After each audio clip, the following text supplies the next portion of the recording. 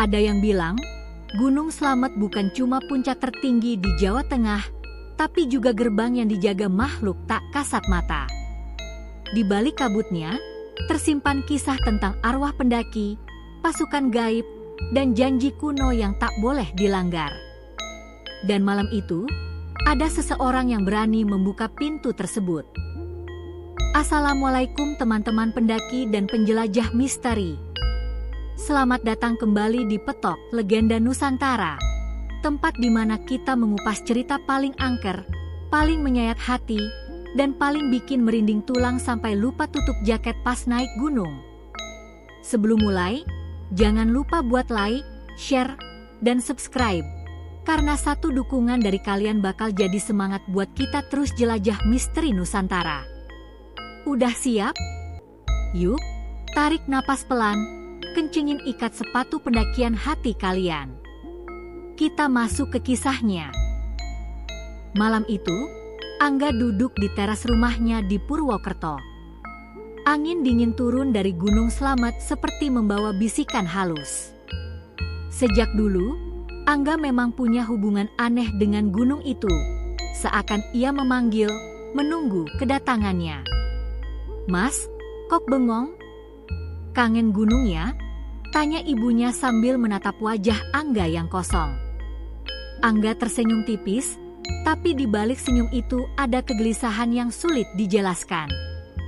Iya Bu, merasa kayak ada yang manggil.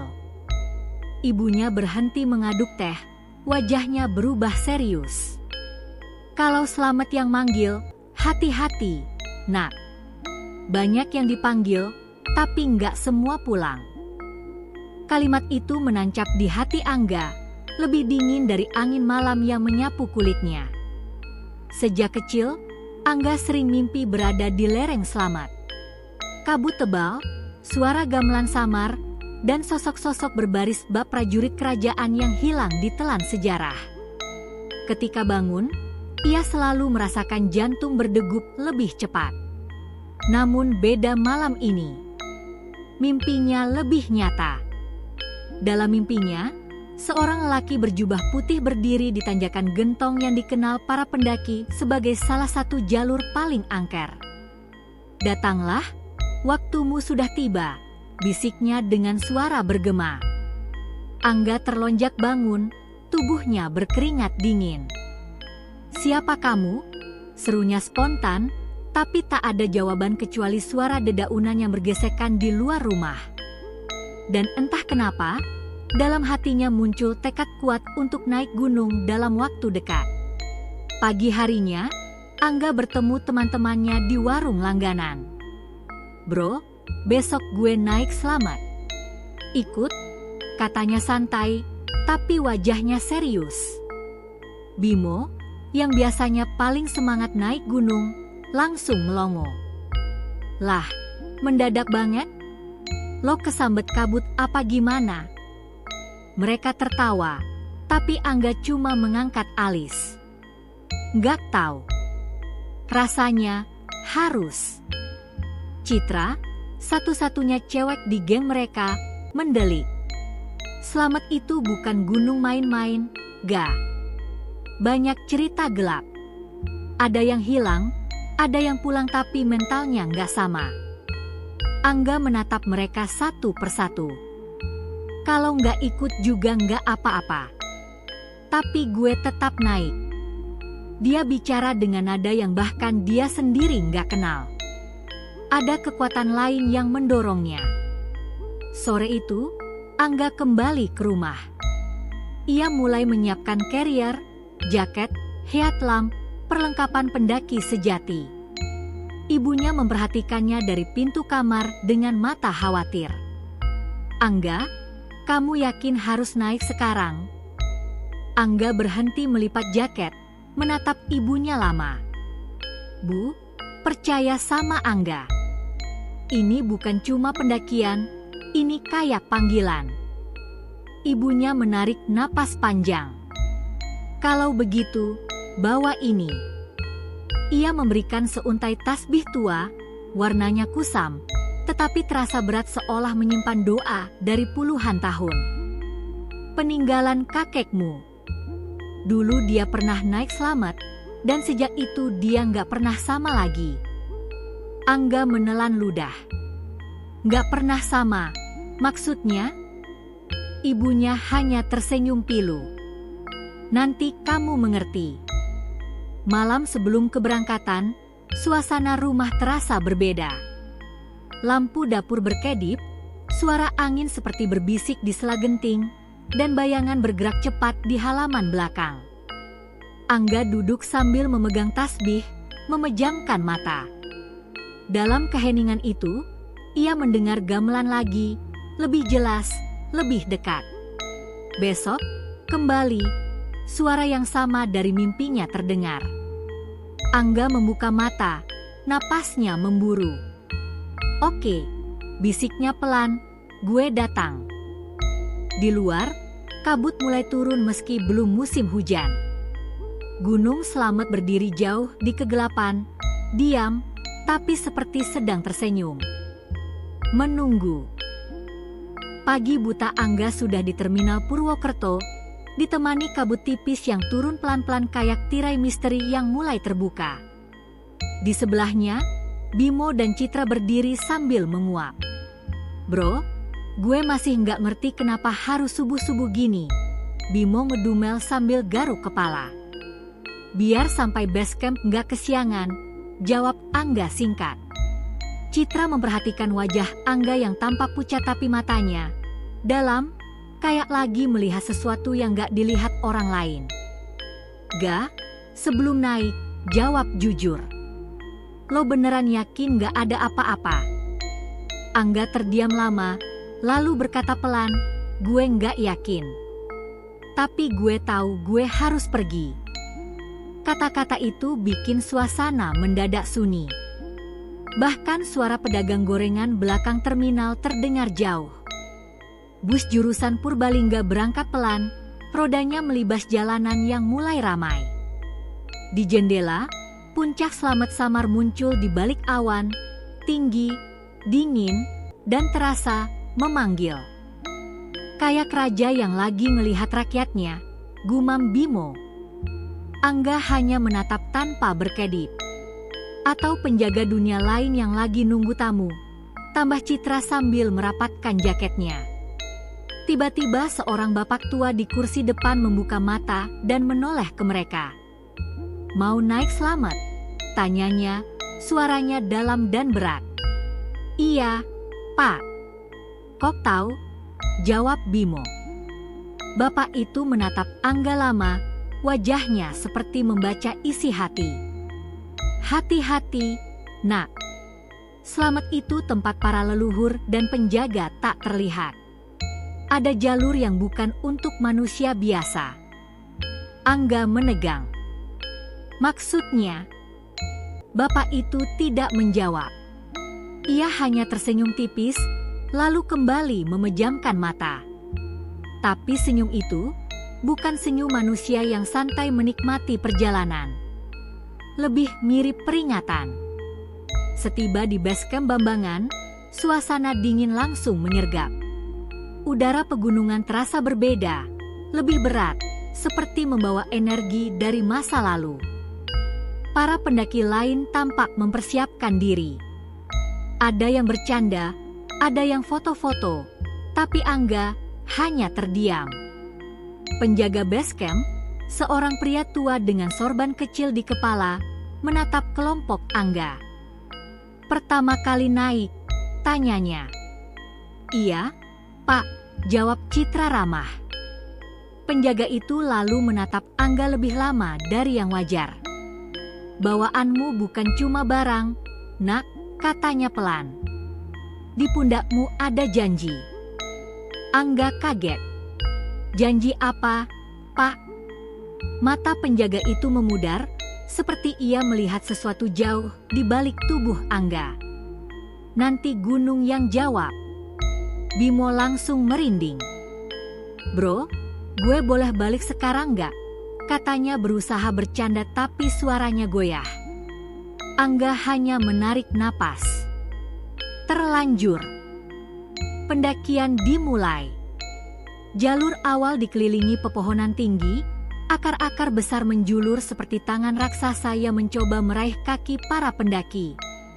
Suara burung terdengar, tapi anehnya, semakin mereka naik, semakin hening. "Kenapa sunyi banget ya?" Citra berbisik. Bimo mencoba bergurau, mungkin alam lagi mode do not disturb. Tapi tawanya menggantung canggung. Angga berhenti sejenak, menutup mata. Ia mendengar suara gamelan lagi, samar tapi pasti. "Selamat datang," bisik suara itu. Angga membuka mata. "Kalian dengar?" tanyanya panik. "Dengar apaan?" Bimo bingung. "Ada suara." Angga gelisah. Citra menepuk bahunya.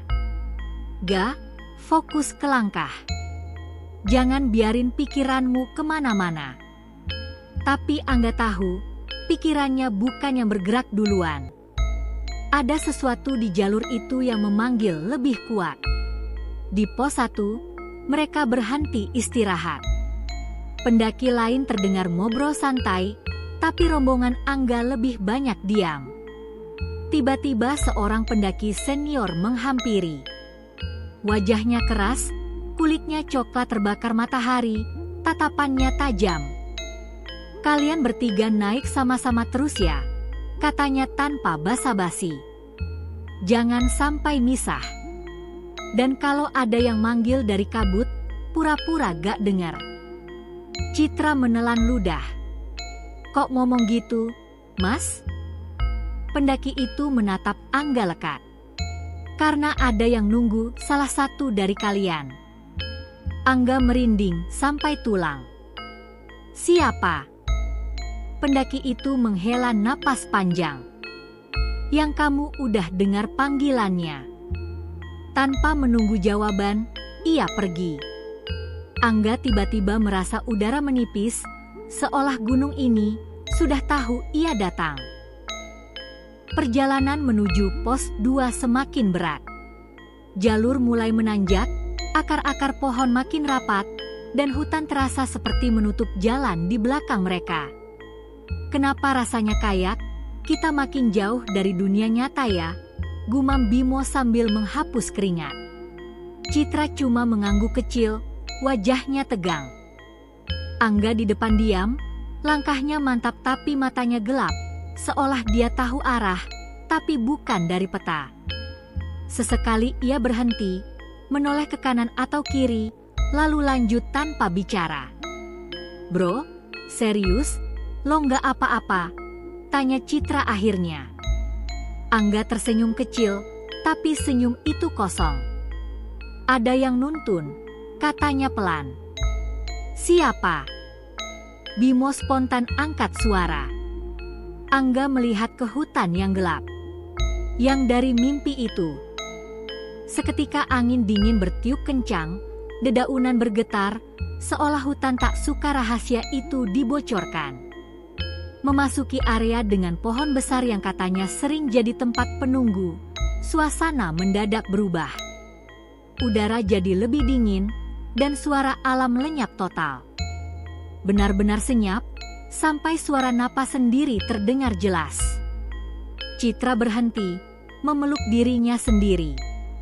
"Ini terlalu sepi," bisiknya. Bimo menelan ludah, matanya gelisah. "Jangan bilang ini tempat yang orang-orang cerita itu." Belum sempat ia lanjut, dari arah kiri terdengar langkah kaki pelan. Suaranya teratur, seperti seseorang berjalan mendekat. Ada pendaki lain. Bimo mencoba yakin. Tapi langkah itu berhenti tiba-tiba, tepat di belakang mereka. Perlahan, Angga menoleh. "Bukan pendaki," katanya pelan. Citra menutup mulut dengan tangan, menahan napas. Bimo memejamkan mata dan bergumam doa. Dan saat kabut tipis lewat di depan mereka, seolah ada bayangan tinggi berjalan melewati, tapi tak menimbulkan suara, tak punya wajah. Hanya siluet. lalu hilang begitu saja. Semakin naik, pikiran Angga semakin tidak stabil. Ia mulai berbisik sendiri. Aku datang, aku ingat, aku kembali. Bimo yang berjalan di belakangnya mulai gelisah. Ga, jangan gitu bro. Serem sumpah. Tapi Angga seperti tidak mendengar. Ia menatap pepohonan, seolah melihat sosok-sosok tak kasat mata. Mereka berjaga, katanya pelan. Citra berhenti sejenak, menatap Angga. Ga, dengar aku. Kita naik buat nikmatin gunung, bukan buat ketarik ke dunia lain. Jangan ikutin suara itu. Angga mengerjap, seperti baru sadar, tapi hanya sebentar. Aku harus lanjut. Suaranya sedikit retak, seperti menahan sesuatu. Dan saat itu, terdengar suara gamelan dari kejauhan, jauh tapi nyata, membuat bulu kuduk meremang. Bukan ilusi, bukan halusinasi. Itu nyata. Citra langsung pucat. Gamelan? Di tengah hutan gunung. Bimo langsung mengangkat kerah jaket. Bro, ini makin gak beres. Langit mendung, cahaya matahari terhalang pepohonan raksasa. Mereka sampai di sebuah titik yang konon disebut gerbang gaib, sebuah persimpangan tak resmi yang katanya bisa membawa pendaki tersesat ke dunia lain. Di sana, tanah terasa lebih dingin, dan angin mengalun pelan seperti bisikan.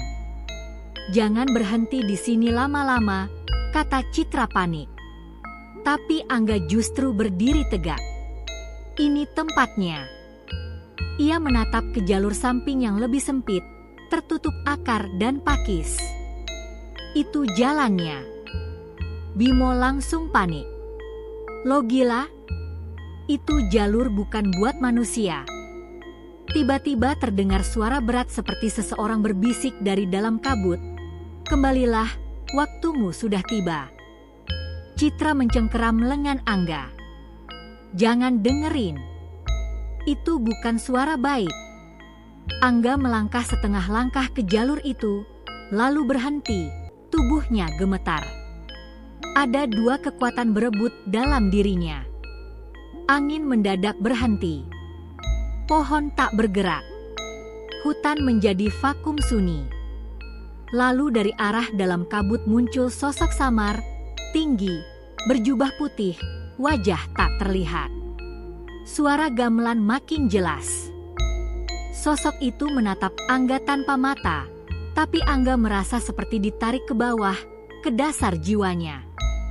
Kamu sudah janji, suara itu bergema. Kembalilah ke tempatmu. Angga memegang tasbih dari ibunya erat-erat, napas tersengal. Siapa aku? Teriaknya keras. Tanah di bawah kaki bergetar halus, daun-daun berjatuhan. Citra dan Bimo ketakutan sampai tak bisa bicara. Sosok itu bergerak setengah langkah, namun tiba-tiba terdengar azan maghrib dari bawah gunung, samar tapi kuat. Suara itu memecah hening. Sosok putih berhenti, lalu kabut menggulungnya perlahan. Belum waktumu, suaranya menghilang. Angga jatuh berlutut, tubuhnya gemetar hebat. Citra memeluknya. Ga, jangan hilang di gunung ini. Angga menutup mata, tapi air matanya keluar tanpa ia sadari. Setelah kejadian di gerbang gaib tadi, suasana rombongan jadi berubah total. Nggak ada lagi candaan Bimo, nggak ada lagi komentar santai Citra soal pemandangan. Semuanya kayak berjalan di dunia yang bukan milik manusia. Udara makin berat, langkah makin pelan, dan tiap kali dedaunan bergerak, hati langsung lompat ke tenggorokan. Angga jalan paling depan lagi, tapi sekarang ekspresinya beda, lebih lelah, kayak baru selesai tarik ulur jiwa dengan sesuatu yang gak kelihatan. Ga, kalau badan lo gak kuat, kita turun, kata Citra dengan suara serak. Tapi Angga cuma menarik napas panjang. Turun bukan pilihan. Bukan buat gue. Bahkan suaranya nggak terdengar sombong, lebih ke takdir. Bimo jalan di belakang sambil komat kamit doa, tapi beberapa kali dia berhenti karena merasa ada yang rayap di belakangnya. Bro, gue sumpah kayak ada yang ikutin dari tadi. Citra nggak jawab, tapi tatapan matanya bilang, gue juga ngerasain. Mereka sampai di area yang lebih terbuka, tanah penuh akar dan kabut turun rendah, menggantung kayak tirai yang menyembunyikan sesuatu di belakangnya. Udara dingin menusuk tulang, beda sama dingin gunung biasa. Ini dingin yang kayak menyerap ke dalam diri sampai bikin hati ikut gemeter. Di tengah kabut itu, tiba-tiba terdengar suara langkah banyak orang. Druk, druk, druk, seolah ada barisan prajurit berjalan bersamaan. Tapi nggak ada wujudnya. Citra menahan napas, Bimo mulai panik. Udah, gue nggak kuat. Serius ini bukan manusia. Suara langkah makin dekat, makin jelas, sampai terdengar dentingan logam kayak senjata yang beradu. Pasukan Mataram, pernah lewat sini. Angga tiba-tiba bicara pelan. Bimo melotot. Lo tahu dari mana? Angga memejamkan mata. Aku ingat. Dan saat itu kabut di depan mereka berputar, membentuk siluet pasukan berjajar, tombak terangkat, wajah kosong tanpa mata. Mereka lewat begitu saja, angin dingin menabrak tubuh 3 pendaki itu, membuat lutut lemas. Lalu semuanya hilang. Sunyi lagi.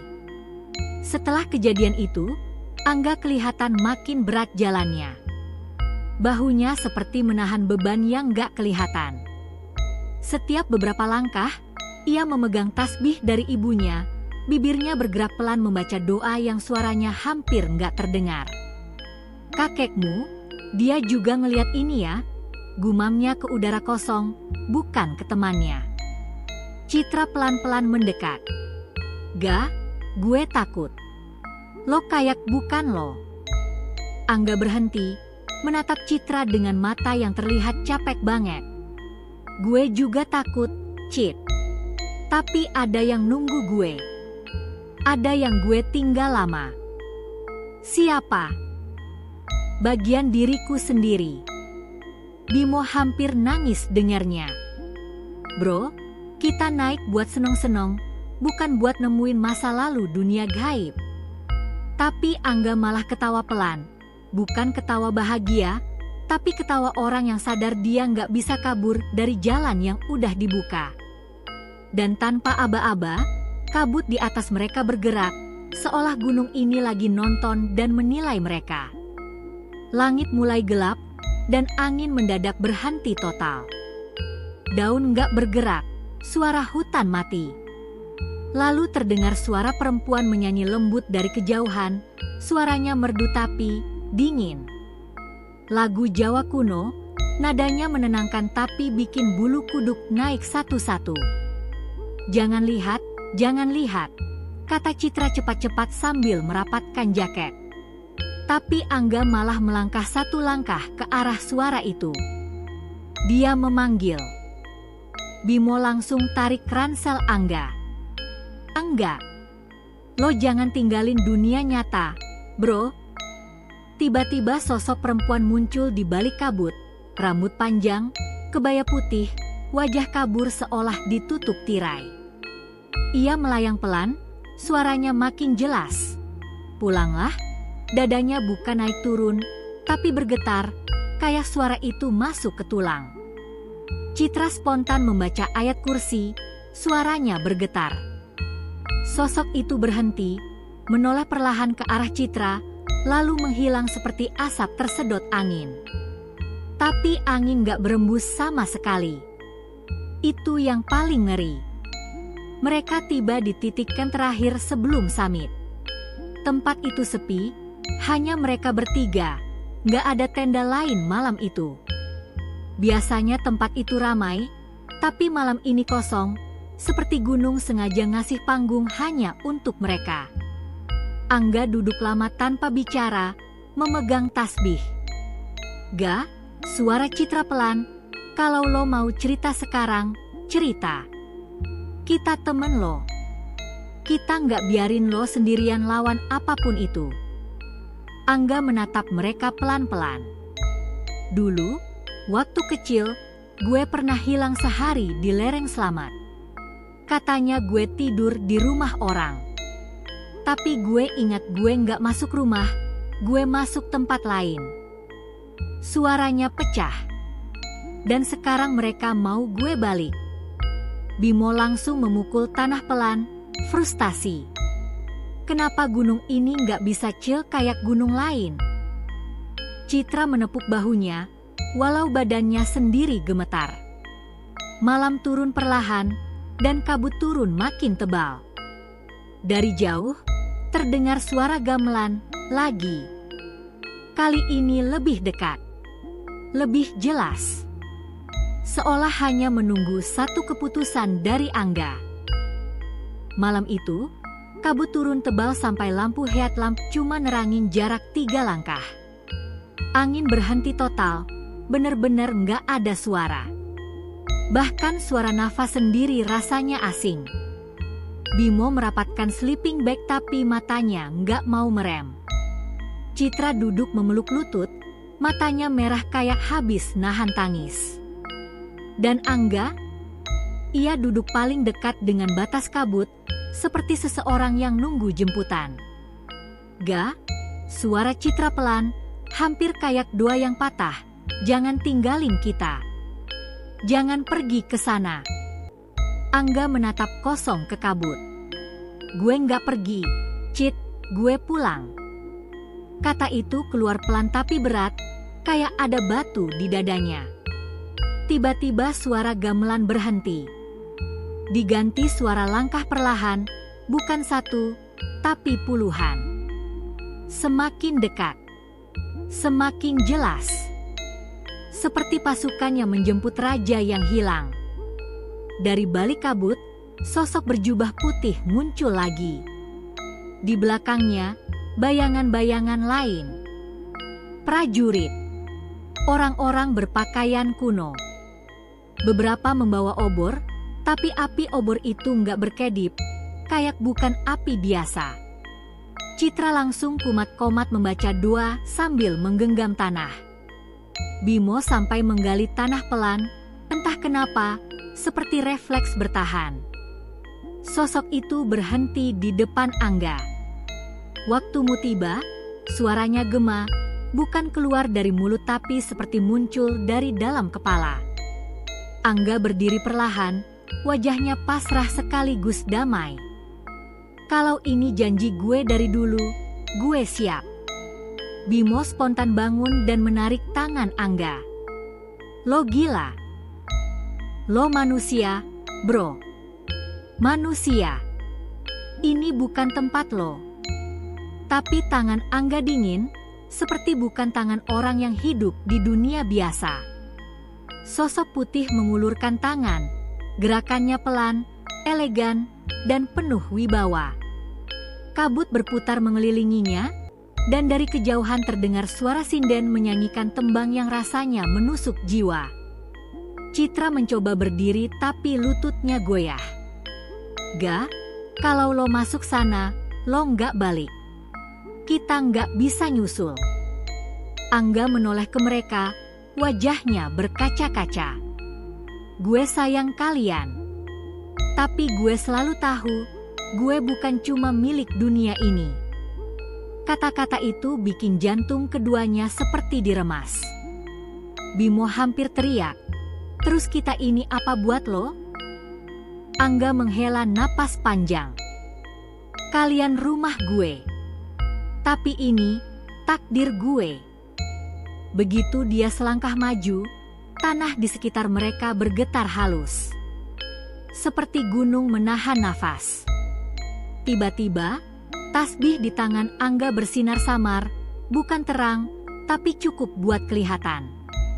Suara ayat suci yang diajarkan ibunya dulu bergema pelan di kepalanya, seperti seseorang yang memanggil dari jauh. Suara ibunya, "Kalau gunung memanggilmu, jangan lupa panggil Dia yang Maha Kuasa. Karena gunung bukan Tuhanmu." Angga berhenti. Sosok putih itu menatap tanpa mata tapi tatapannya terasa menusuk. "Kau milik kami." Angga menggenggam tasbih lebih keras, napasnya memburu. "Aku, milik Tuhanku," katanya, suara bergetar tapi kuat. Kabut mendadak berputar lebih cepat, seolah sesuatu terusik. Prajurit gaib di belakang sosok itu terdengar berdesis seperti ular diganggu. Angga jatuh bersimpuh, menarik napas dalam, lalu berteriak membaca doa sekeras yang dia bisa. Citra dan Bimo ikut membaca, walau suara mereka patah-patah, tubuh gemetar. Gamelan mendadak berhenti. Suara sinden hilang. Dan sosok-sosok itu mulai memudar, seperti kabut yang ditarik mundur oleh kekuatan tak terlihat. Sosok putih menatap Angga lama, sunyi, lalu berbisik, "Belum selesai. Kita akan menunggu." Dan ia lenyap. Angin kembali datang pelan-pelan. Suara hutan kembali. Lampu headlamp mulai bisa menembus kabut. Angga terduduk, menangis tanpa suara, tubuhnya gemetar parah. Citra memeluknya, Bimo menyalakan kompor kecil sambil gemetaran. "Kita turun besok," kata Citra pelan. "Dan setelah itu, jangan pernah balik sendirian." Angga mengangguk lemah. Tapi jauh di dasar dadanya, ia tahu Gunung Slamet belum selesai dengannya. Ia hanya diberi waktu, bukan dilepaskan. Pagi itu datang pelan, kayak embun yang ragu turun.